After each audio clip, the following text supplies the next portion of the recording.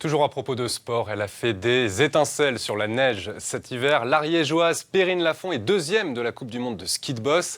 Avant la dernière étape en Espagne la semaine prochaine, elle a pris le temps de faire un détour par la station qui l'a vue naître pour partager sa passion. Le reportage au Mont-d'Olme de Laurent Winsbach et Pascal Dussol. Bon, du coup, là, le but, c'est de passer entre les bosses, d'accord? De slalomer. Pour elle, c'est encore plus facile à faire qu'à dire.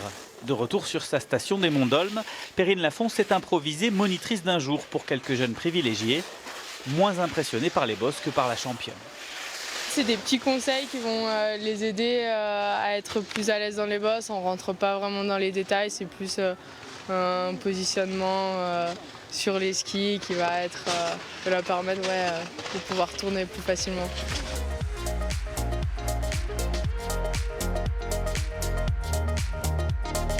Une victoire, 5 podiums et à l'arrivée une deuxième place en Coupe du Monde.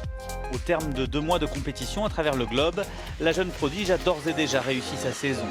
À peine rentrée de Chine, Perrine partira dès samedi pour les championnats du monde en Espagne. Entre les deux, à peine 4 jours pour essayer de décompresser.